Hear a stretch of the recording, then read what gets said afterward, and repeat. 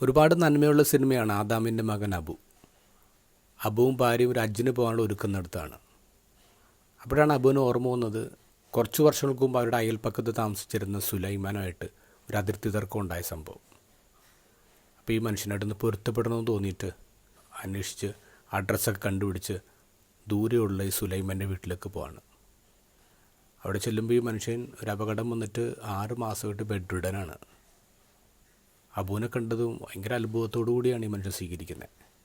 ഇയാൾ കരയുന്നുണ്ട്. അബു പറയും, ഞാനും ഐഷയും കൂടി ഈ വർഷം ഹജ്ജിന് പോവാണ്.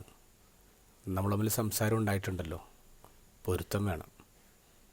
ഉടനെ സുലൈമാൻ പറയും, ഞാനല്ല നിങ്ങളോട് പൊരുത്തം ചോദിക്കേണ്ടത്, ഞാനല്ല നിങ്ങളുടെ പറമ്പിലേക്ക് വേലി കയറ്റി കെട്ടിയത്. അള്ളാഹുവിൻ്റെ ഭൂമിക്ക് ആധാരം ഉണ്ടാക്കി അത് വിറ്റും വാങ്ങിച്ച് ഞാൻ ജീവിച്ചു. എന്നിട്ടിപ്പോൾ വെട്ടിപ്പിടിച്ചതും തട്ടിപ്പറിച്ചതൊക്കെ പോയി. ഈ കിടക്കുന്നത് വാടക വീട്ടിലാണ്. ഇപ്പം എനിക്കൊരു കാര്യം മനസ്സിലായി, എന്തിനാണ് അള്ളാഹു എൻ്റെ ജീവൻ ബാക്കി വെച്ചതെന്ന്. നിങ്ങൾ പൊരുത്തം ചോദിക്കാൻ വരുമ്പോൾ ഞാനില്ലായിരുന്നെങ്കിൽ നിങ്ങൾക്ക് സങ്കടമായാനല്ലോ.